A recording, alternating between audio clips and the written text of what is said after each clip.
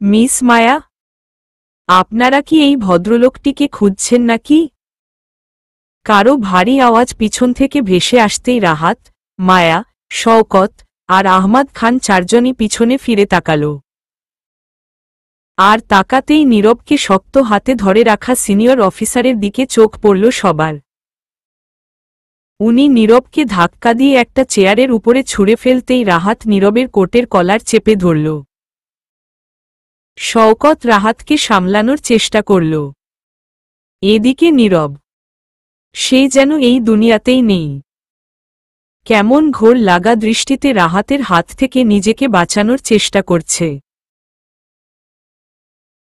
মাও এবারে এগিয়ে এসে রাহাতকে একটু টেনে সরানোর চেষ্টা করতে করতে অফিসারের দিকে তাকাল। আপনি উনাকে কোথায় পেলেন স্যার? উনার জন্যই আপনাকে অপেক্ষা করতে বলেছিলাম। একটু দেরি করিয়ে দিলাম আপনার। Sorry sir. আরে ব্যাপার না। লোকটাকে দেখলাম টলমল পায়ে টলতে টলতে পালানোর চেষ্টা করছে। আমার মনে হলো এই আমাদের আরেক জেন্টেলম্যান ক্রিমিনাল। কিন্তু কি করেছে সেটা তো জানি না, তাই নিয়ে এলাম ধরে। হা হা, থ্যাঙ্কস স্যার। আরে রাহাত, কি করছেন আপনি? মেরে ফেলবেন নাকি আপনি লোকটাকে? ছাড়ুন। রাহাত এমনভাবে নীরবের গলা চেপে ধরেছে যে লোকটার প্রায় দম বন্ধ হয়ে যাওয়ার জোগাড়। অফিসারের সাথে কথা বলতে বলতে ব্যাপারটা খেয়াল করে মায়া আতকে উঠে রাহাতকে টেনে সরিয়ে আনার চেষ্টা করল। শওকত সাহেব নিজেও বহুক্ষণ ধরে রাহাতকে থামানোর চেষ্টা করেও ব্যর্থ হয়েছেন, কিন্তু রাহাতের শক্তিশালী হাতের বাঁধন থেকে নীরবকে ছাড়াতে পারেননি। মাও রাহাতের হাত থেকে নীরবকে ছাড়াতে পারার প্রশ্নই উঠে না। তাই রাহাতকেই টেনে সরানোর চেষ্টা করছিল মেয়েটা। কিন্তু রাহাত যেন দুনিয়াতেই নেই। মায়ার কথাটা শুনে আরও রাগ চড়ে গেল রাহাতের মাথায়। হাতের ঝটকায় মায়াকে সরিয়ে দেওয়ার চেষ্টা করতেই মায়া ছিটকে পড়ে গেল। অবশ্য মায়া পড়ে যাওয়ার আগেই পুলিশ অফিসার ওকে ধরে ফেলল। অফিসার মায়াকে ধরে দাঁড় করিয়ে দেওয়ার সময়ও মায়া হতবাক হয়ে রাহাতের দিকে তাকিয়ে আছে। লোকটা এতটা রেগে আছে যে কি করছে নিজেও বুঝতে পারছে না যেন। মায়া আবার এগিয়ে এসে রাহাতকে ঠেলে নীরবকে ছাড়িয়ে নিল। নীরব ধপ করে একটা চেয়ারে বসে পড়ে শ্বাসকষ্টের রোগীর মতো বড় বড় শ্বাস নিতে লাগল। রাহাত সেদিকে তাকিয়ে আবার এগিয়ে আসার চেষ্টা করতেই মায়া এবারে নীরবের সামনে এসে দাঁড়াল। মায়া সামনে দাঁড়ানোয় রাহাত এগোলো না ঠিক, কিন্তু নীরবের দিকে এমনভাবে তাকালো যেন এখনই ওকে মেরে পুঁতে ফেলতে পারলে ওর রাগটা কমত। আপনি পাগল হয়ে গেছেন? লোকটাকে মেরে ফেলবেন নাকি? হ্যাঁ, আমি ওকে মেরাই ফেলব। ও কি করেছে আমার স্মৃতির সাথে? ও তো সেদিন স্মৃতির সাথেই ছিল। তাহলে ও মেয়েটাকে বাঁচাতে পারেনি কেন? বিয়ে করতে চেয়েছিল তো ওকে। তাহলে মেয়েটার দায়িত্ব কেন নিতে পারেনি? ওর চোখের সামনে দিয়ে কি করে কেউ আমার স্মৃতিকে মেরে ফেলল? যখন স্মৃতিকে রক্ষাই করতে পারেনি তাহলে ওর নিজেরও বাঁচার অধিকার নেই। খুন করে ফেলব ওকে আমি। মাঝে মাঝে আপনি হাস্যকর সব যুক্তি দেখান রাহাত। আপনি ভাবছেন নীরব স্মৃতির সাথে থেকেও ওকে বাঁচালো না কেন? একবারও এটা ভাবছেন না স্মৃতির দেশে ফিরার পিছনে নীরবের হাত থাকতে পারে, বা নীরবই হয়তো ওকে চিরজীবনের জন্য সবার থেকে দূর করে দিয়েছে? হোয়াট? রাহাত আর কিছু বলার আগেই নীরব বহু কষ্টে নিজের মাথা চেপে ধরে চেয়ারে বসার চেষ্টা করল। রাহাত আবার ধাক্কা দিয়ে মায়াকে সামনে থেকে সরিয়ে দিয়ে নীরবের কলার চেপে ধরল। তুই আমার স্মৃতিকে খুন করেছিস? কেন কেন কেন? ও তোর কি ক্ষতি করেছিল? ও তো আমার সাথে নিজের জীবনটা শুরু করতেই চেয়েছিল। তাহলে কেন আমার স্মৃতিকে তুই কেড়ে নিলি? ও তোকে বিয়ে করতে রাজি হয়নি বলে এত অমানুষের মতো কাজটা করতে পারলি? তুই তো ওকে চিনতি, জানতি ওর কাজিন ছিলি। তবুও কি করে? দেখ ভাই, এই মেয়েটা মিথ্যে বলছে। আমি মৌনিকে মারিনি। ওকে আমি খুব ভালোবাসতাম। ও তোমাকে বিয়ে করতে চেয়েছিল বলে কষ্ট পেয়েছিলাম খুব, কিন্তু নিজেকে সামলে নিয়েছিলাম আমি মৌনির খুশিতে খুশি হতে চেয়েছিলাম, তাই ওকে আয়ারল্যান্ডে তোমার কাছে রেখেই চলে এসেছিলাম। এরপর কি ঘটেছে আমি জানি না। বিশ্বাস করো। রাহাত কিছু বলার আগেই মায়া এসে নীরবের গালে কষিয়ে একটা চড় মারল। রাহাতের হাতে ধরা ছিল বলেই নীরব পড়ে যায়নি। বাকি সবাই মায়ার এমন কাজে কিছুটা অবাক হয়ে মায়ার দিকে তাকাল।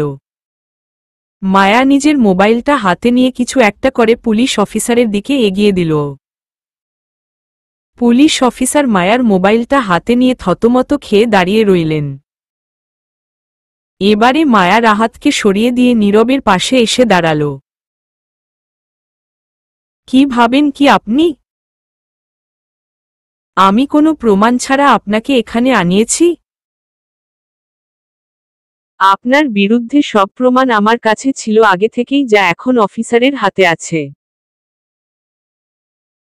আপনি এসব ন্যাকা নাটক করে আঙ্কেলকে, রাহাতকে, আন্টিকে, দিয়াপুকে বোকা বানাতে পারবেন, কিন্তু মৌনি আপুকে যেমন বোকা বানাতে পারেননি, আমাকেও পারবেন না। বুঝতে পেরেছেন আপনি? আমি কিচ্ছু করিনি। কিচ্ছু না। মিথ্যে অপবাদ দিয়ে আমাকে ফাঁসাতে পারবে না তুমি মেয়ে। এসব প্রমাণ মিথ্যে বানোয়াট। আমি কিছু করিনি। ওহ, তাই নাকি? ওকে। আপনি স্বীকার না করলে আমার কি? ভেবেছিলাম আপনি সব সত্যিটা নিজের মুখে স্বীকার করে নিলে আপনাকে এন্টিডোটটা দিয়ে দিব। বাট আপনি তো নিজের মিথ্যে নিয়েই মরতে চান। আমি আর কি করব? এন্টিডোট?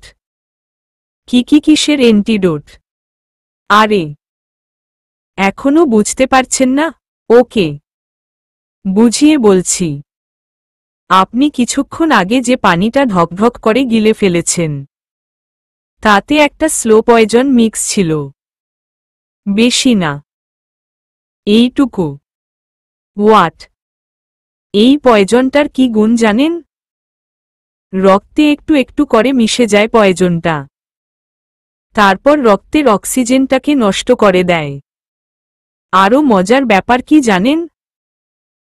পয়জনটা নিজের কাজ শুরু করতে এই মিনিট 15-20 মতো সময় লাগে। আপনার অলরেডি 12.5 মিনিট ওভার হয়ে গেছে। এতক্ষণে ব্লাডের 60% অক্সিজেন তো নষ্ট হয়ে শ্বাসকষ্ট শুরু হওয়ার কথা, সাথে চোখে ঝাপসা দেখা, মাথা চক্কর দেয়া, মাথা ঘোরা এসবও তো হওয়ার কথা। কি সব বলছেন আপনি? আমার কিচ্ছু হচ্ছে না। তাই নাকি? ইস, ডোজটা বোধহয় একটু কম হয়ে গেছে। ব্যাপার না, কম হলেও আধ ঘন্টার মতো সময় লাগবে রক্তে পয়জন সম্পূর্ণ ছড়িয়ে পড়তে। তুমি একজন পুলিশ অফিসারের সামনে আমাকে খুন করবে? উনি তোমাকে ফাঁসিতে ঝোলাবে না ভেবেছ? এক্ষুনি আমাকে হসপিটালে যেতে দাও। নীরব এবারে টলমলে পায়ে উঠে দাঁড়ানোর চেষ্টা করতেই ঢলে পড়ল। এই মুহূর্তে দাঁড়ানোর শক্তিটুকুই যেন নেই ওর শরীরে। নীরবের এভাবে ঢলে পড়া দেখে মায়া খিলখিল করে হেসে ফেলল। আর বাকিরা চোখ বড় বড় করে একবার মায়াকে আর একবার নীরবকে দেখছে। মায়াকে দেখে বোঝার উপায় নেই মেয়েটা সত্যি বলছে নাকি মিথ্যে। আর মায়ার হাসির শব্দে নীরবেরও বুকের ভিতরে ভয় ঢুকে গেল নিমিষেই। কোনো মতে ভারী হয়ে আসা হাতজোড়া একত্র করার চেষ্টা করল। দেখো মায়া, প্লিজ, আমি হাতজোড় করছি তোমার কাছে। আমাকে মেরো না। অ্যান্টিডোটটা দাও, আমাকে দাও প্লিজ। হা হা। হাত জোর করলেন কোথায় স্যার? উহু। আর নিজের কুকর্ম তো আপনি স্বীকার করবেন না। আর স্বীকার করলে না হয় আইনের হাতে সোপর্দ করে দিতাম আপনাকে। কিন্তু আপনিও নিজের দোষ স্বীকার করবেন না, তাই বাধ্য হয়ে আপনাকে আমি নিজের মতো করে শাস্তি দিব। আমাকে মেরে তুমি নিজে বাঁচবে ভেবেছ? আমাকে কে ধরবে? আর কেনই বা ধরবে? আপনার কাছ থেকে একটা শিক্ষা নিয়েছি মিস্টার নীরব। কোনো কাজ করলে সেটা এতটা সাফাইয়ের সাথে করতে হয় যেন কোনো প্রমাণ না থাকে। তাই এই যে আপনাকে বিষটা পানিতে মিক্স করে খাওয়ালাম, সেটাও সাফাইয়ের সাথে আপনাকে দুনিয়া থেকে কবরে পৌঁছে দিবে। আমাকে নিয়ে এত টেনশন করবেন না প্লিজ। আপনি মারা যাওয়ার ঘণ্টাখানেকের মধ্যেই রক্তে অক্সিজেনের মাত্রা আবার আগের মতো হয়ে যাবে। রক্তে যে পয়জনটুকু ছিল সেটার অস্তিত্ব কেমিক্যাল টেস্টেও কেউ বুঝতে পারবে না। আর নিজের সেফটির জন্য আপনার পোস্টমর্টেমটা মিনিমাম 12 ঘন্টার জন্য না হয় আটকে দিতেই পারি। That's not a big deal you know. Please please please Maya. আমি সব স্বীকার করছি। আমাকে অ্যান্টিডোটটা দিয়ে দাও প্লিজ। আগে সবার সামনে সবটা বলুন। সত্যি বলল তারপর ভেবে দেখব। কিন্তু ততক্ষণে তো দেরি হয়ে যাবে। এখনো তো দেরি হচ্ছে মিস্টার নীরব, তাই না? সময় তো বয়ে যাচ্ছে। দেখুন, এর বেশি দেরি করলে আমি কিন্তু আপনাকে এখানে রেখেই চলে যাব। 10 মিনিটের মধ্যে আশেপাশের কোনো হসপিটালেও তো পৌঁছাতে পারবেন না। আর ধরুন পৌঁছেও গেলেন, কিন্তু তারা আপনার পয়জনটা খুঁজতে খুঁজতে তো। Wait wait please. আমি বলছি। Yup, good decision. Now carry on. Nirab আরেকবার কষ্ট করে দম টেনে মাথা নিচু করে নিজের কাহিনী শোনানোর চেষ্টা করল। বাকি সবাই এবারে মায়ার থেকে চোখ সরিয়ে নীরবের দিকে মনোনিবেশ করার চেষ্টা করছে। আর অফিসার মায়ার মোবাইলটা ধরে এখনো কেমন স্তব্ধ হয়ে দাঁড়িয়ে আছে। এই পুরনো গলির গায়ে হলুদের জন্য সাজানোর প্যান্ডেলের মধ্যে ঘটে যাওয়া পর পর নাটকগুলো যেন তার মস্তিষ্ক পর্যন্ত পৌঁছাচ্ছে না। আর রাহাত, মায়াকে ঘিরে তৈরি হওয়া এই সংশয়ের দেয়ালটা সে যেন কিছুতেই ভেদ করতে পারছে না। স্মৃতি না মায়া, এই দ্বন্দ্বের চেয়েও মায়ার এই নতুন রূপের দ্বন্দ্বটা যেন এই কয়েক ঘণ্টায় আরও বেশি করে ভোগাচ্ছে তাকে। মৌমি মানে আপনার স্মৃতি। অপার কৌতূহল নিয়ে জন্মানো সম্ভবত পৃথিবীর একমাত্র মেয়ে যে কিনা নিজের পড়াটাও কমপ্লিট করেনি। কেন? কারণ কিভাবে জানি ও আমার গোপন কাজগুলো সম্পর্কে জেনে গেল একদিন। গোপন কাজ বলতে আঙ্কেলের বোনের ছেলে হওয়ার যে সুবিধাটা আমি নিচ্ছিলাম সেটা আর কি? মৌমি আর দিয়ার কোনো ভাই নেই। আর আঙ্কেলও বিদেশের ব্যবসাগুলো তেমন সামালাতেন না।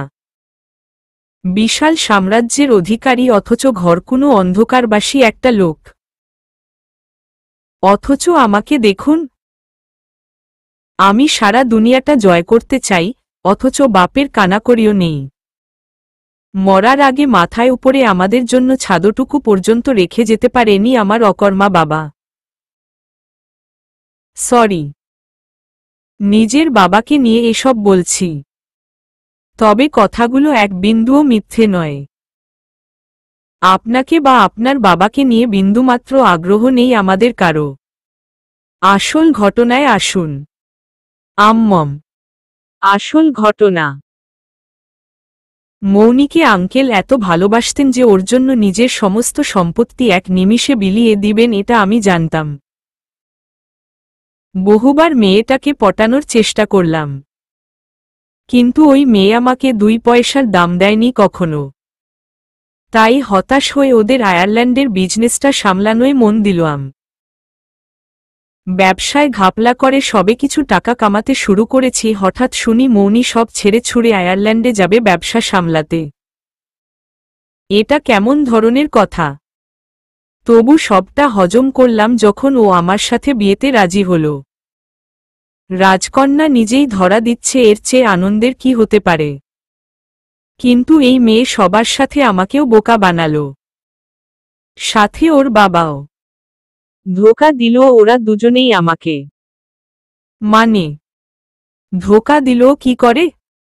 ধোঁকা নয়। আঙ্কেল ওর জন্য আগেই হোটেলে রুম বুকট করে রাখল। আর মৌনীও সোজা সেখানে গিয়ে উঠল। কোনো হোটেল? কি করতে চায় মেয়েটা সবটা থেকে আমাকে ধোঁয়াশার মধ্যে রাখল। হা, ও অফিসে আসে, আমার উপরে হুকুম চালায়, আর আমাকে ওর কাছে জবাবদিহিও করতে হয়। একদিন সুযোগ বুঝে ওকে ধরলাম, আমাদের এঙ্গেজমেন্টের জন্য একটা পার্টি করব এসবের জন্য। কি করেছে ও জানেন আপনি? She just said she Kant marry me. আমাকে রিজেক্ট করল ও। নীরব রায়ান আহমেদকে। তাও কার জন্য? এই লোকটার জন্য, মিস্টার আর মাহবুব চৌধুরী। কয়জনে চিনত এই লোকটাকে তখন? তবু এই লোকটার জন্যই মৌমি আমাকে ইগনোর করল, রিজেক্ট করল। আমি জাস্ট নিতে পারছিলাম না। নীরবের কথা শুনে সবাই এতটা অবাক হল যে কিছু জিজ্ঞেস করবে এমন অবস্থায় নেই কারো। একমাত্র মায়ার মাথাতেই কয়েকটা প্রশ্ন ঘুরপাক খাচ্ছে। মৌনি আগে থেকেই রাহাতকে চিনত, কিন্তু কিভাবে?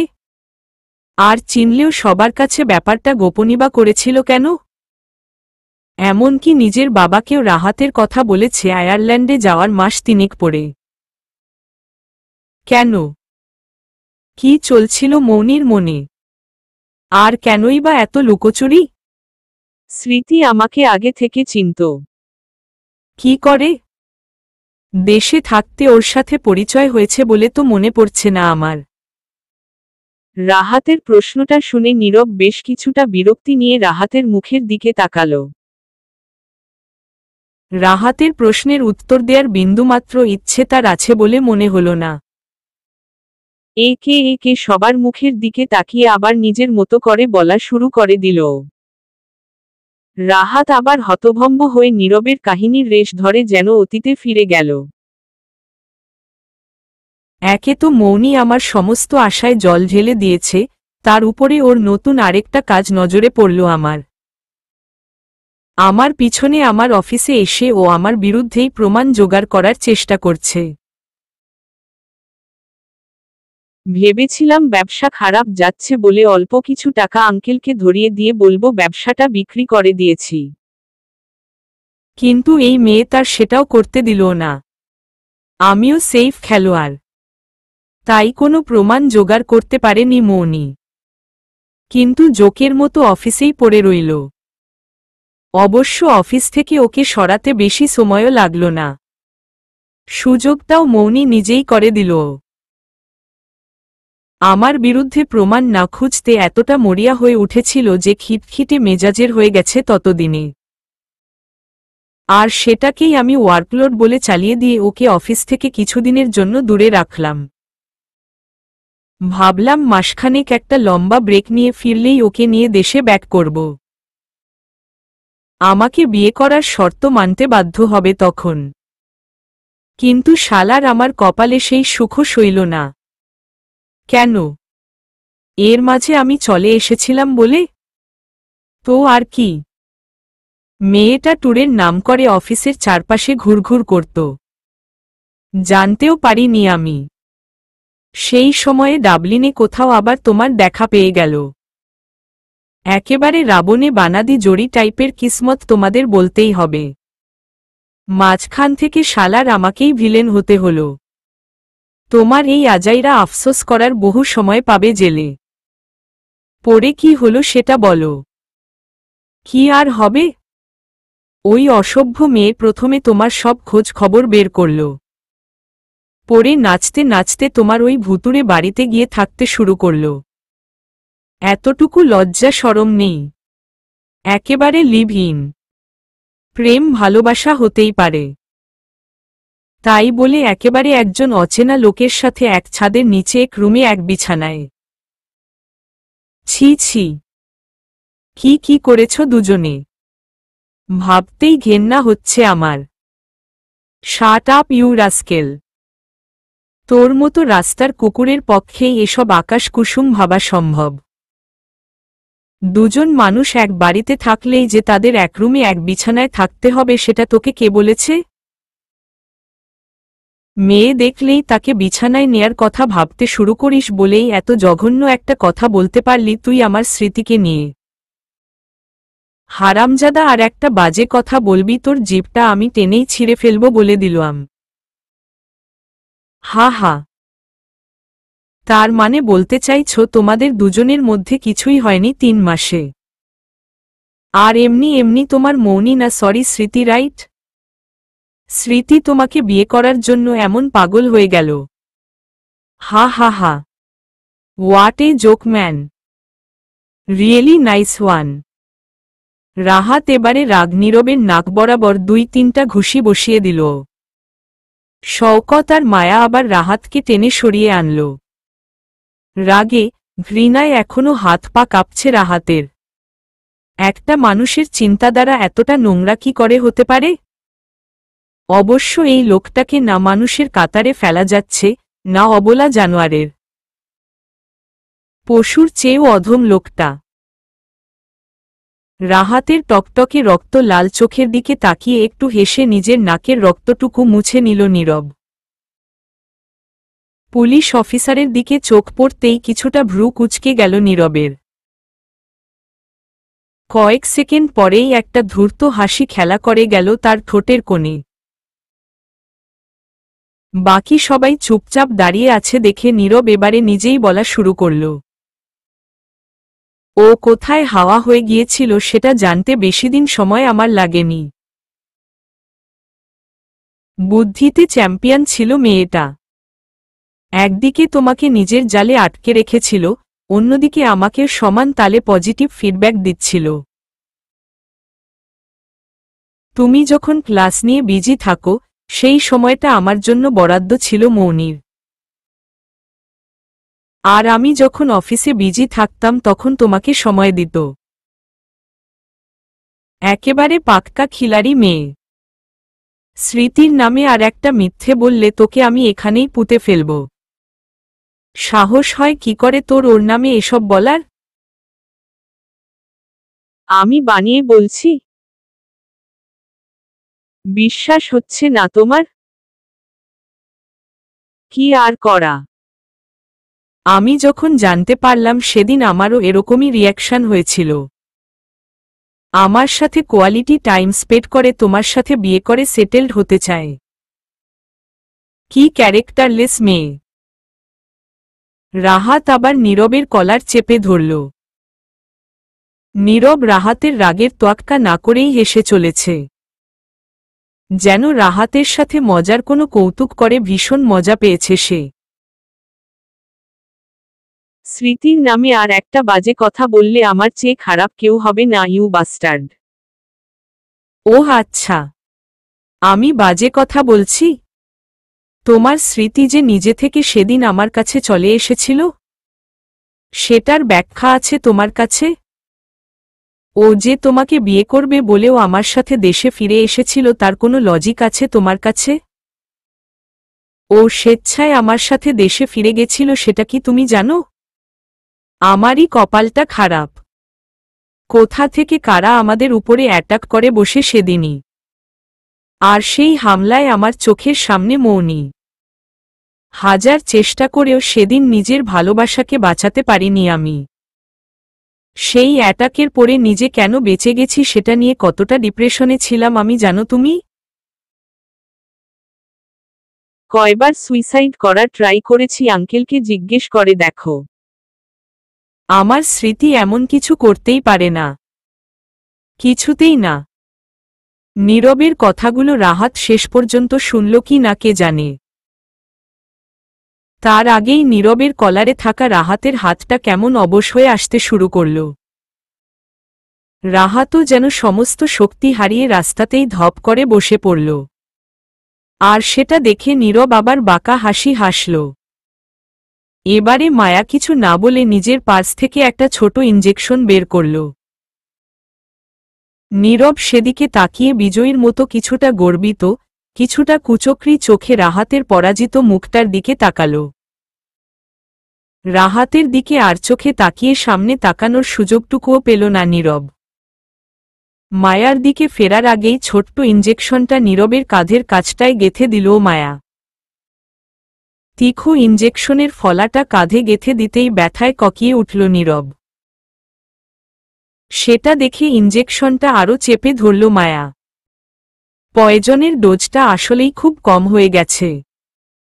তাই কতটুকু বিপদে পড়েছ সেটা অনুভব করতে পারোনি মিস্টার নীরব।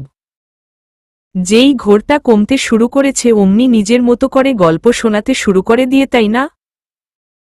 সত্যিটা যখন বলবেই না তাহলে মরো তুমি। আমি মিথ্যে বলছি না মায়া, বিলিভ মি, আমি মিথ্যে বলিনি। আর একটা মিথ্যে বললে পরের ইঞ্জেকশনটা একেবারে গলায় গেঁথে দিব বলে দিলাম। তুমি মিথ্যে বলছো না? নিজেকে খুব চালাক মনে করো? নাকি বাকিদের ভীষণ বোকা মনে হয় তোমার? কেন বিলিভ করছো না আমাকে? আমি সত্যি বলছি মৌনি সত্যি নিজের ইচ্ছেও আমার সাথে এসেছিল। ও আচ্ছা, তাই নাকি? তাহলে ডাবলিন এয়ারপোর্টে চেক ইন না করে চোরের মতো আয়ারল্যান্ড থেকে পালিয়ে আসলে কেন তোমরা? আর তোমাদের উপরে যে অ্যাটাক হয়েছিল সেটার তুমি ছাড়া আর কোনো আইউইটনেস ছিল না কেন? যারা তোমাদের হসপিটালে নিয়ে গিয়েছিল তারা কেন বলল গাড়ি ব্রেক ফেল করে অ্যাক্সিডেন্ট করেছে? ওহ, আরেকটা মজার ইনফরমেশন তো তোমাকে জানানোই হয়নি। হসপিটালে নেয়ার সময়ও মৌনি আপু বেঁচে ছিলেন। মরার আগে নিজের খুনির নামটা বলে গেছে সে ডাক্তারদেরকে। শুনবে নামটা? ইম্পসিবল। আমি আগেই চেক করেছিলাম। She was dead. হসপিটালে নেয়ার আগেই আমার গুলিটা ওর হার্টটা এফোর ওফোর করে দিয়েছিল। She was spot dead. এই তো কথা বেরিয়েছে মুখ থেকে। এবার বলো কেন খুন করেছ মৌনি আপুকে? না, মানে আমি কিছু করিনি।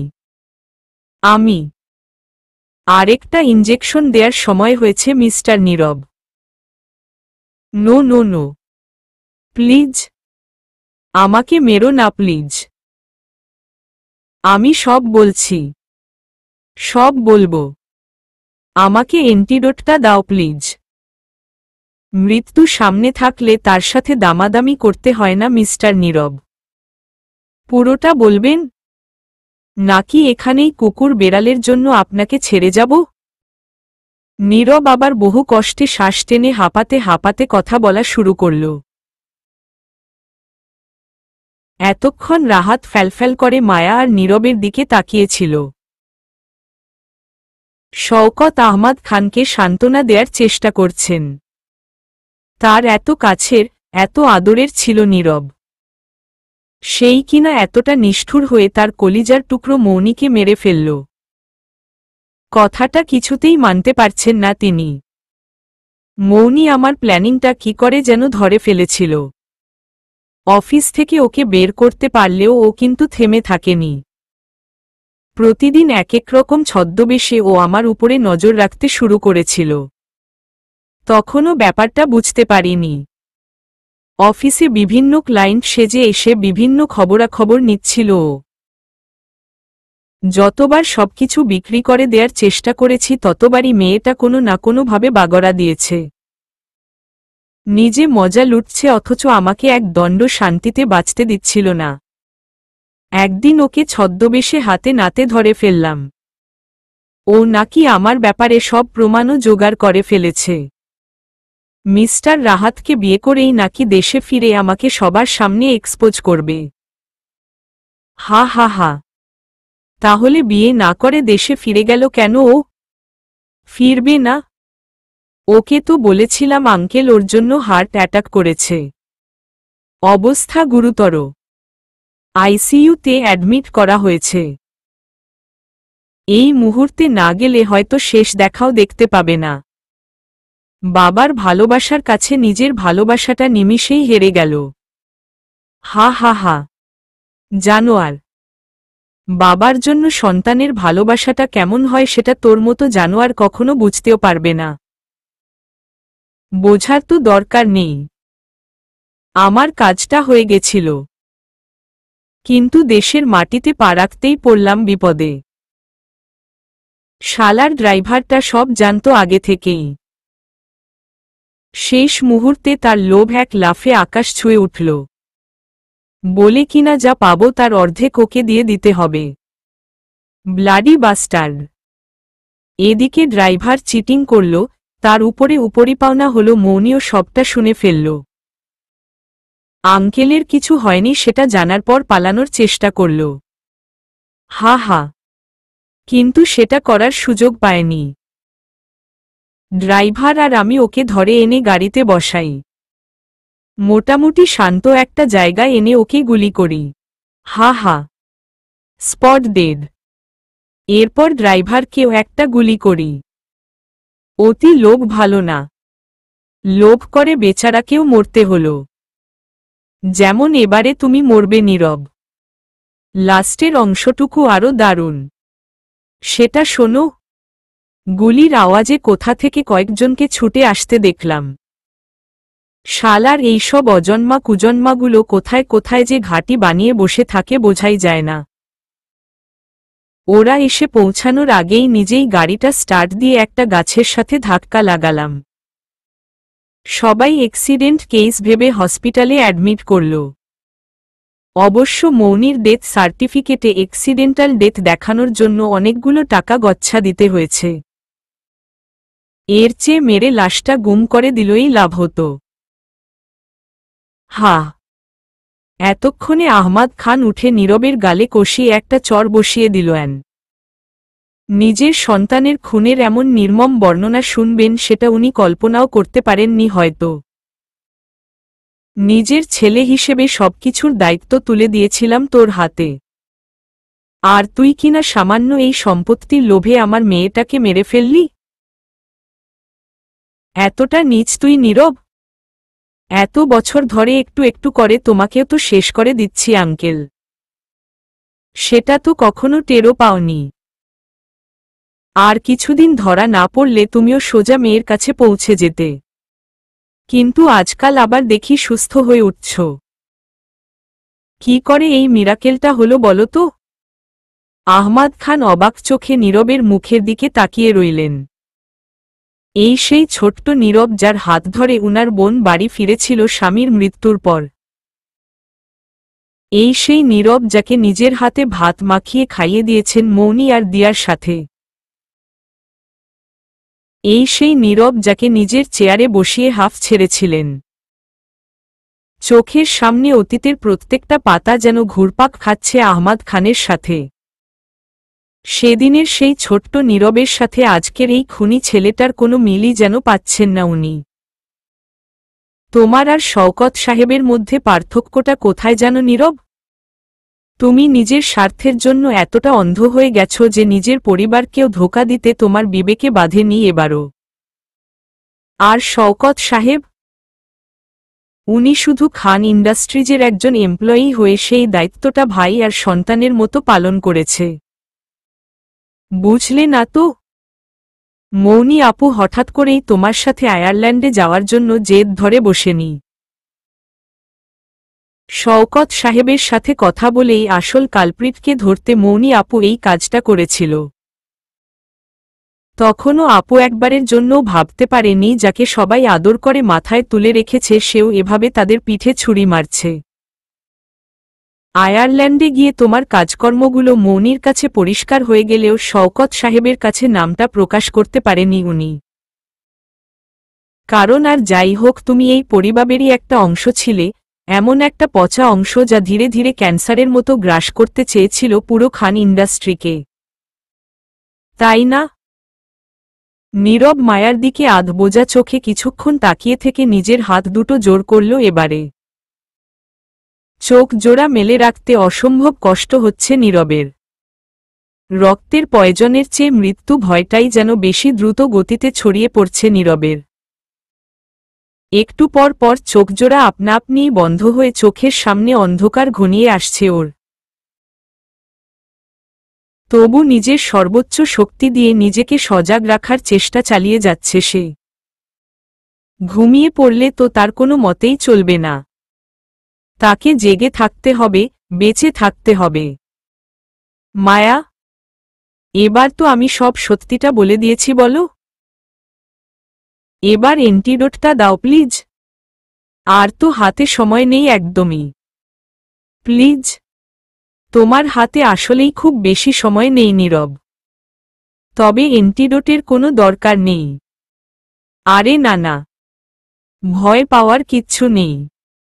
তোমাকে খুন করার কোনো প্ল্যান নেই আমার। তোমার মতো একটা জানোয়ারকে শাস্তি দিয়ে নিজের বাকি জীবনটা জেলখানার অন্ধকারে কাটানোর বিন্দুমাত্র ইচ্ছেই আমার নেই। তবে আশা করি পুলিশ হেফাজতে বেশ ভালোই খাতির যত্ন হবে আজ তোমার। আর হয়তো সেই খাতিরের ঠেলায় তোমার পানিতে মেশানো আর ইনজেক্টর করা ঘুমের ওষুধের রিয়েকশনের রেশ কেটে যাবে। হোয়াট? এত বড় ধোঁকা! আমাকে ভয় দেখিয়ে সবটা স্বীকার করিয়ে নিতে চাইছ? কিন্তু আমি তো আদালতে গিয়ে একটা কথাও স্বীকার করব না। আর কোনো প্রমাণ জোগাড় করতে পারবে আমার বিরুদ্ধে?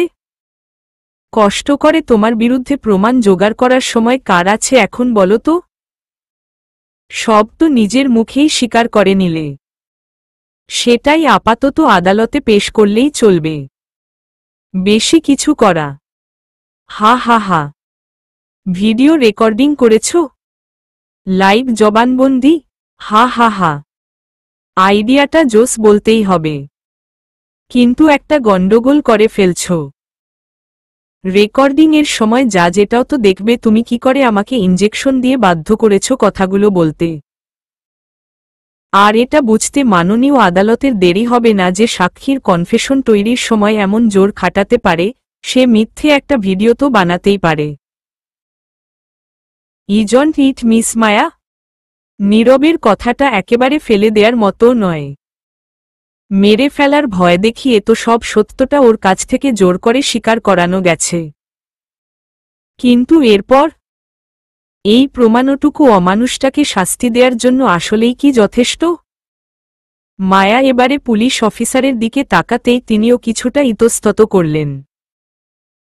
আইনের মারপ্যাচে লোকটা যে সহজেই ওদের ধরাছোঁয়ার বাইরে চলে যেতে পারে সেটা নিয়ে অফিসার নিজেও চিন্তিত। সবটা জানার পরেও শাস্তি হবে কিনা সে নিশ্চয়তা দিতে না পেরে নিজের উপরেই চাপা একটা ক্ষোভ হচ্ছে অফিসারের। কেন আমাদের বিচার ব্যবস্থা এতটা দুর্বল? এতটাই দুর্বল যে প্রমাণের অভাবে এসব দানবেরা রাজত্ব করে বেড়ায়, আর মিথ্যে সাক্ষীর জের ধরো কত নিরপরাধ লোককে ফাঁসির মঞ্চে গিয়ে দাঁড়াতে হয়। আর কতকাল আইনের এসব দুর্বলতাকে কাজে লাগিয়ে অত্যাচারী আরও বলবান হবে, আর নিরপরাধ হবে আরও দুর্বল? But I have a question miss Maya. এই বুড়ো আমার আঙ্কেল এখনো বেঁচে আছে কি করে বলুন তো? মৌনি আর আন্টি মারা যাওয়ার পর থেকেই তো একটু একটু করে ভুল ওষুধ দিয়ে আসছি। তবু এই কই মাছের প্রাণ লোকটা মরে না কেন? ভুল ওষুধ দিল 3 থেকে 6 মাসের মধ্যেই তো পরপারের টিকিট কাটার কথা। তাহলে এই বুড়ো বেঁচে আছে কি করে? এই মিস্ট্রিটা সলভ করবেন প্লিজ। মায়া একবার আহমাদ খানের দিকে তাকিয়ে আবার নীরবের দিকে তাকালো। আপনা আপনিই মায়ার চোয়াল কিছুটা শক্ত হয়ে উঠল। এই লোকটাকে এখানেই মেরে ফেলতে পারলে হয়তো শান্তি লাগত ওর। আপনার মতো মির্জাফর যেমন আঙ্কেলের আশেপাশে ছিল, ঠিক তেমনি শওকত সাহেবের মতো মিরমদনও ছিল। যতটা সূক্ষ্মভাবে গোপনে আপনি আঙ্কেলকে ওষুধের নামে বিষ দিচ্ছিলেন ঠিক ততটাই সাবধানে আঙ্কেলকে এই বিষের হাত থেকে বাঁচিয়ে এসেছেন উনি। শুধু আপনার কালো চেহারার মুখোশটা টেনে খুলে আনার জন্য একা শক্তি পাচ্ছিলেন না। তাই আজ সেই কাজটা আমরা সবাই মিলে করে দিলাম। আর হ্যাঁ, আপনি হয়তো ভাবছেন 2 সপ্তাহ ধরে নিজ হাতে ওষুধ খাইয়ে দেওয়ার পরেও আঙ্কেলের কিছু হলো না কেন, তাই না? হ্যাঁ, সেটাই তো। আমি নিজের হাতে ক্যাপসুলগুলোর ভিতরে বিষাক্ত কেমিক্যাল রেখেছি। 2-2.5 সপ্তাহের মধ্যে হার্ট ব্লক হয়ে মারা যাওয়ার তো কথা ছিল, সেটা হলো না কেন? মিস্টার নীরব, আপনি যেমন কায়দা করে ওষুধে বিষাক্ত কেমিক্যাল মিশিয়ে দিতে পারেন, তেমনি অন্য কেউ সেই ওষুধটা ফরেনসিক ইনকোয়ারিতে পাঠিয়ে তার জায়গায় আসল বিষমুক্ত ওষুধ রাখতেই পারে। 2 সপ্তাহের মধ্যে আপনাকে একদম রাজার আসন থেকে নামিয়ে জেলে ঢোকানোর ব্যবস্থা করে ফেলতে পারলে এটা খুব বেশি কঠিন কাজ বলে তো মনে হয় না, তাই না? এসবের কলকাঠি তাহলে তুমি নাড়িয়েছ। কে তুমি? হ্যাঁ, কে? ডিয়ার ফ্রেন্ডই তো, রাইট? তোমাকেই যদি মৌনির মার্ডারে আমি না ফাঁসিয়েছি তবে আমার নামও নীরব। নীরব কথাটা আর শেষ করতে পারল না। তার আগেই একটা কাপা হাতের থাপ্পড় এসে ওর গালে আছড়ে পড়ল। নীরব চোখ গরম করে আহমাদ খানের দিকে এক নজর তাকিয়ে আবার মায়ার দিকে রাগী চোখে তাকালো। তোমাকে তো আমি দেখে নিব মেয়ে। তোমার জন্য জীবনে এই প্রথমবার কেউ আমার গায়ে হাত তুলল। আর হাত তোলা লোকটা আর কেউ নয়, স্বয়ং আঙ্কেল। এই থাপ্পড়টা আপনার গালে আজ থেকে 10-12 বছর আগে পড়লে হয়তো আজ মৌনি আপু আর আন্টি বেঁচে থাকতেন। আফসোস, তখন কেউ আপনার এই ইনোসেন্ট মায়াবী মুখটার পিছনে লুকিয়ে থাকা শয়তানটাকে দেখতে পায়নি। আসলেই ঠিকই বলে জানেন তো, অমানুষগুলোও দেখতে ঠিক মানুষের মতোই হয়। তাই তাদের চিনতে পারা আসলেই কঠিন, যেমনটা আঙ্কেল চিনতে পারেনি তখন। আর সেই ভুলটার শাস্তি মৌনি আপু নিজের জীবন দিয়ে শোধ করে গেছে। কিন্তু মৌনি আপুর এই ত্যাগটা বৃথা যাবে না নীরব। শাস্তি আপনার হবেই, এমন শাস্তি যে আর কোনো নীরব এভাবে মাথা চাড়া দিতে উঠার কথা কল্পনা করলেও আপনার পরিণতির কথা ভেবে শিউরে উঠবে। হা, তাই নাকি? তা কে দিবে শাস্তি? তোমার এই আধো রেকর্ডেড ভিডিও দেখে কোনো পাগল জাজি আমাকে কারাদণ্ড দিবে। আর ওষুধে বিষাক্ত কেমিক্যাল মিশানোর ব্যাপারটাও প্রমাণ করতে পারবে না। প্রমাণ করার তো দরকারও নেই। আপনাকে কোর্টে তোলার আগে আপনার যত ইল্লিগ্যাল বিজনেস আছে তাই পুলিশ বের করে ফেলবে। এই ধরুন ড্রাগসের ব্যবসা, চোরাই মদের ব্যবসা, বন্য প্রাণীর দামি চামড়ার চোরাচালানের ব্যবসা। আর ব্যাস ব্যাস। ও মাই গড, নিজের এত গোপন খবর তো আমার নিজেরও জানা নেই। আপনি জানলেন কি করে? কারো নাম থেকে আপনার দেয়া মিথ্যে কলঙ্কটাকে মুছতে এতটুকু তো করাই যায়। আর এই খান এন্ড খানস কোম্পানির প্রত্যেক পড়তে পড়তে আপনার নামটা এমনভাবে মিশে আছে যে সেটা খুব কানে এসে লাগো, বুঝলেন? অতিরিক্ত শো অফ করে সবাইকে নিজের আধিপত্য দেখাতে চাইলে যা হয় আর কি। I feel so sad for you miss Maya. আপনার এত সাধের প্ল্যানিং, এত কষ্টের রিসার্চ সবই জলে ভেসে যাবে। ভাবতেই কষ্ট লাগছে। সমস্যা নেই, ছাড়া পেলেই সোজা 2 মিনিট নীরবের নীরবতা পালন করতে চলে আসব। আপনার সাথে পরিচিত হওয়াও বাকি এখনো। কনফিডেন্স ভালো মিস্টার নীরব, কিন্তু ওভার কনফিডেন্স শরীরের জন্য ভীষণ ক্ষতিকর। অফিসার, প্লিজ এই লোকটাকে নিয়ে যান। আর টলারেট করতে পারছি না এটাকে। It will be fun to meet you again miss Maya. Wait for me, okay? পালাবে না কিন্তু একদমই। শাস্তি হোক না হোক, যখনই ছাড়া পাই না কেন তার পরদিন সকালে তোমার বাসার দরজার বাইরে আমাকে পাবে, এটা নিশ্চিত থাকো। অফিসার নীরবের কলার চেপে টানতে টানতে নিয়ে যাওয়ার সময় মায়ার দিকে তাকালো। মিস মায়া, এই লোকটা যেন আর কখনো আপনার সামনে এসে দাঁড়াতে না পারে সেটার খেয়াল আমি রাখব। আর আমাদের পুলিশদের একটা দোষ আছে বুঝলেন, যে কেস কোনো আদালতে মীমাংসা করা যায় না, সেই কেসটাকে আমরা নিজেদের মতো করে মিটিয়ে নিই। It's called encounter. What, officer? Are you crazy? আমার এনকাউন্টার করার প্ল্যান করছো? জানো এই কথাটা বলার জন্য কি শাস্তি পেতে পারো তুমি? Leave me. আমি তোমাকে এত টাকা দিব যে বাকি জীবনটা আর এই পুলিশের চাকরি করতে হবে না। তোমার সন্তান, নাতি নাতনি সবাই পায়ের উপর পা তুলে খেলেও শেষ হবে না এত সম্পদ দিব তোমাদেরকে আমি। বাংলাদেশের সব পুলিশ কিন্তু ঘুষ খেয়ে নিজের ঈমান বিক্রি করে দেয় না মিস্টার নীরব। আর টাকা থাকলেই যে বছরের পর বছর অন্যায় করে যাবেন আপনার সেই ভুল ধারণাটারও আজ অবসান ঘটবে। মিস মায়া, আশা করি কাল সকালে টিভিতে নিউজটা দেখতে পারবেন। আসছি আজকে। চলুন মিস্টার নীরব স্যার। সকালের আগে কিছু খাতিরদারি করি আপনার, পরে যেন কোনো মনোকষ্ট থেকে না যায় আপনার। অফিসার আমি এখনো আপনাকে বলছি, জীবন বদলে যাবে আপনার। অফিসার নীরবকে টানতে টানতে নিয়ে যাওয়ার দিকে কিছুক্ষণ তাকিয়ে রইল মায়া। ওর গায়ে হলুদের জন্য সাজানো প্যান্ডেলটা খুলে নেওয়া হয়েছে। ঝিকিমিকি তারাবাতিগুলো নিভে গেছে। স্টেজটাও প্রায় অর্ধেক খুলে ফেলা হয়েছে। শুধু এই আধার গলিতে অযত্নে পড়ে আছে কাতার করে বেছানো চেয়ারগুলো। এরই একটা চেয়ারে থ হয়ে বসে আছে আহমাদ খান। তার পাশে দাঁড়িয়ে তাকে সান্ত্বনা দেওয়ার চেষ্টা করছে শওকত সাহেব, আহমাদ খানের ম্যানেজার।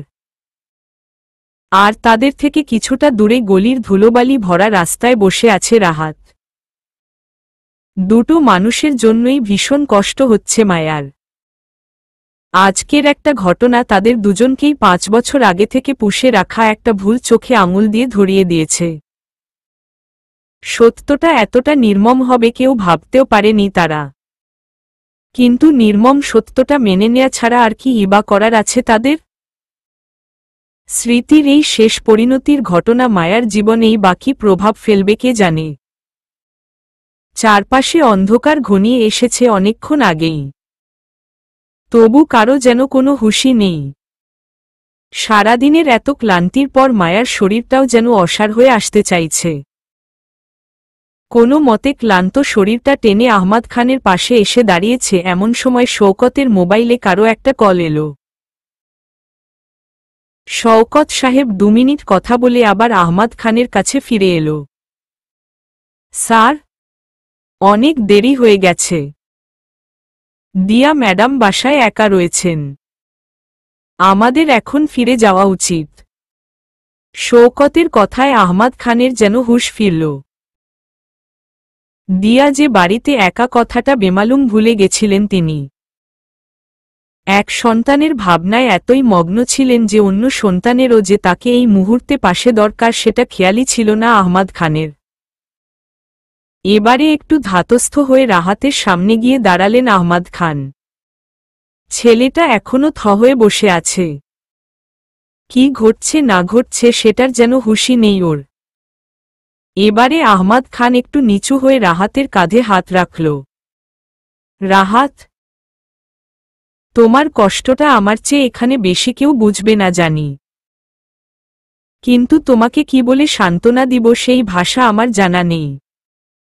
5টা বছর অনেক সময় রাহাত।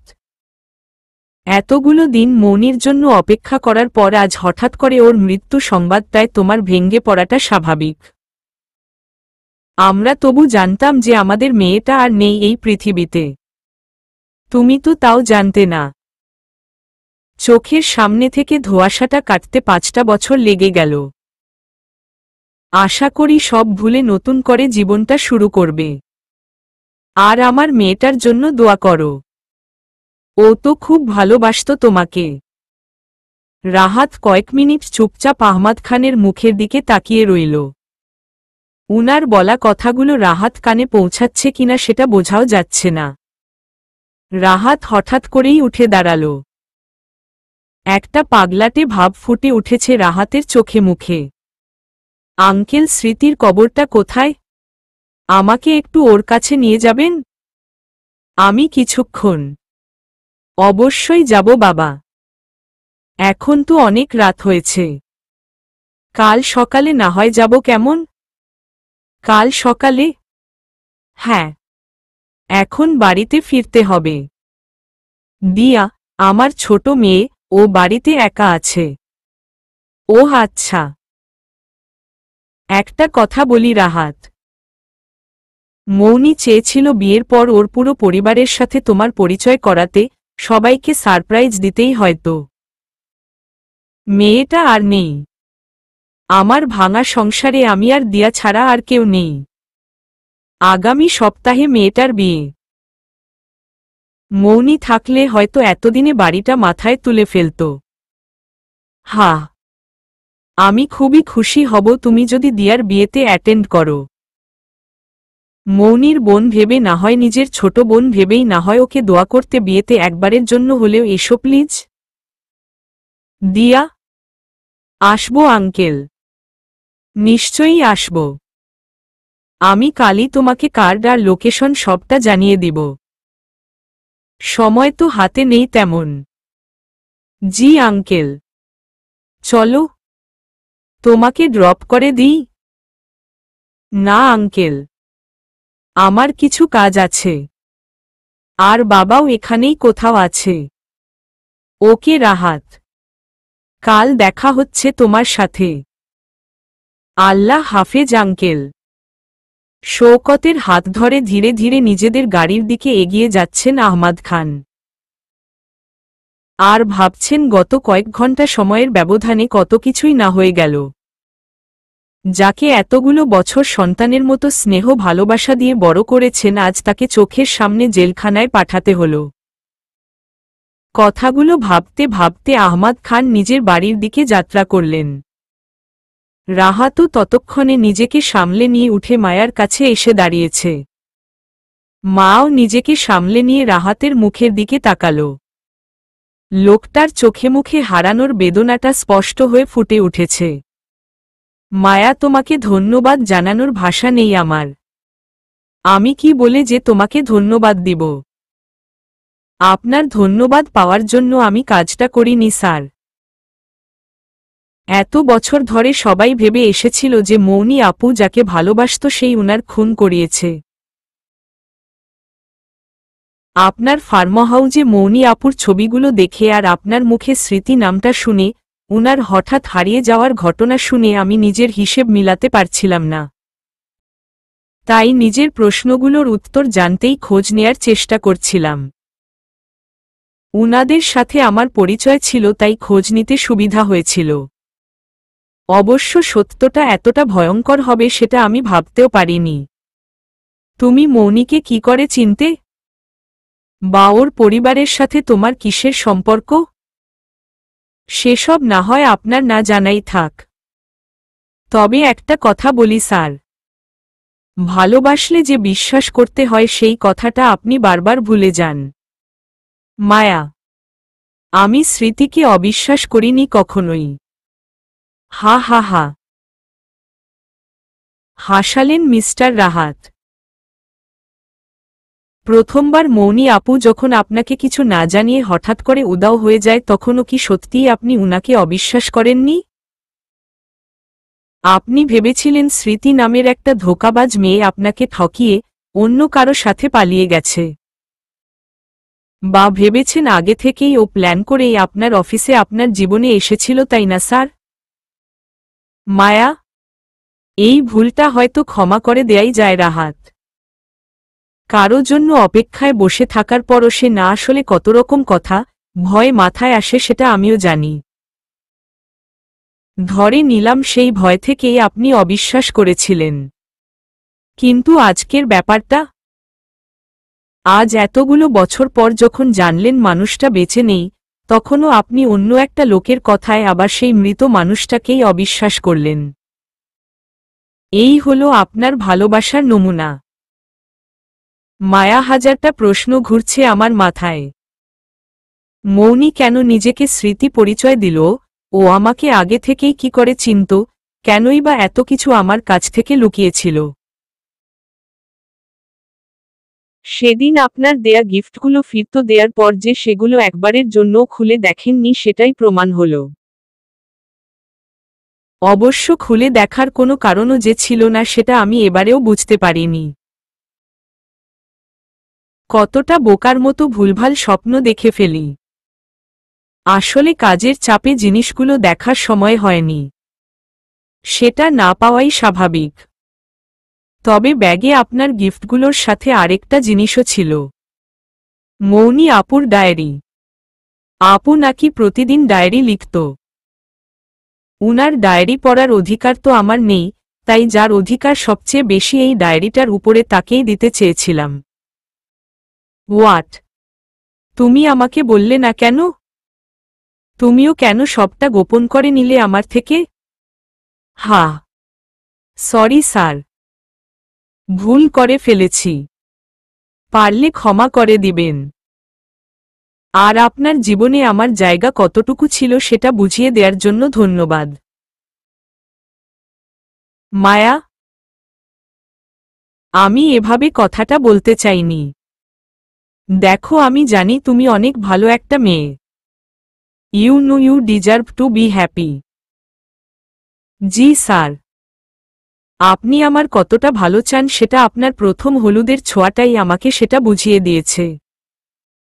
আপনি ভাববেন না স্যার, আমি ভালো থাকব।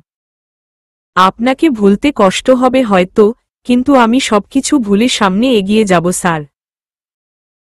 আপনার সামনে এসে আর কখনো দাঁড়াবো না। Promise. Maya, I'm really sorry. আমি বুঝতে পারিনি দীপ এমন চিপ মেন্টালিটির একটা লোক হবে। বাদ দিন স্যার উনার কথা। যা হয়ে গেছে সেটা আর বদলানো যাবে না। সম্বন্ধটা তো আপনিও আনেননি, তাই আপনার এসব নিয়ে কষ্ট পেতে হবে না। আশা করি আজকের পর আর আমার কারণে কখনো আপনাকে বিব্রত হতে হবে না। মায়াবতী, দেখো, আমি কখনোই তোমার কারণে বিরক্ত বা বিব্রত হইনি, সেটা নিশ্চয়ই জানো তুমি। তাহলে এভাবে কেন বলছো বলো তো? জি জানি তো। বড় স্যার বোধহয় মায়ের সাথে কথা বলতে বাসায় গেছে। আমি স্যারকে বলছি আপনি অপেক্ষা করছেন উনার জন্য। আসছি স্যার। মায়া রাহাতের উত্তরের অপেক্ষা না করেই উল্টো ঘুরে নিজেদের বাড়ির দিকে পা বাড়াল। রাহাত মায়ার যাওয়ার দিকে অবাক চোখে তাকিয়ে রইল। লাল পেরে হলুদ রঙা শাড়িটা গ্রাম্য ভঙ্গিতে পরানো হয়েছে মায়াকে। আঁচল টেনে ঘোমটা জড়ানোর পিছন থেকে মেয়েটাকে কোনো মায়াবী রাজ্যের রাজকন্যা মনে হচ্ছে রাহাতের কাছে। ক্লান্ত পা ফেলে মায়ার রঙোঠা পুরনো বাড়ির ভিতরে ঢুকে যাওয়ার দৃশ্যটাও রাহাত মন দিয়ে দেখল। যেন কিছু হারানোর বেদনা বুকে চেপে পরাজিত সৈনিকের মতো নিজের আস্তানায় ফিরেছে মায়া। মায়ার মুখের দিকটা দেখতে পেলে হয়তো মেয়েটার চোখের অশ্রুবন্যাটাও চোখে পড়ত রাহাতের। কিন্তু সেটা আর হল না। মায়া বাড়ির ভিতরে ঢুকে যেতেই রাহাত গলির সাজের দিকে চোখ ফিরিয়ে নিল। মায়ার গায়ে হলুদের জন্য সবাই মিলে ঘটা করে গলিটাকে ভরিয়ে দিয়েছিল আলোয় আলোয়। সেই আলোটাও এখন নিভে গিয়ে চারদিকের অন্ধকারেও কেমন একটা গুমোট ভাব এসেছে। ল্যাম্পপোস্টের আলোয় কেমন ভুতুড়ে দেখতে লাগছে জায়গাটা। কয়েক ঘন্টা আগের এত আলো, এত আয়োজন সব যেন নিমিষেই কোথায় হারিয়ে গেছে। শুধু পড়ে আছে খা খা শূন্যতা। ঠিক রাহাতের জীবনের মতো। এই নিকষ কালো অন্ধকারটা ভেদ করে একগুচ্ছ আলোক রশ্মি এসে চারপাশটা আলোয় আলোয় ভরিয়ে দিবে না কখনোই? কখন কি রাহাতের আলোহীন এই জীবনটাতে আলোর প্রদীপ জ্বালানোর দায়িত্ব নিয়ে আসবে না তার মায়াবতীটা? কথাটা ভাবতেই একটা দীর্ঘশ্বাস বেরিয়ে এলো রাহাতের বুক চিরে। মায়াবতীটার কাছে তাকে ফিরতেই হবে সেটা রাহাত জানে। কিন্তু সে ফিরলেও মায়াবতী কি তখনও তাকে গ্রহণ করবে? এই প্রশ্নটারও জবাব নেই আজ রাহাতের কাছে। শুধু আছে উত্তরটা জানার অপেক্ষা। দীর্ঘ অপেক্ষা। চলবে।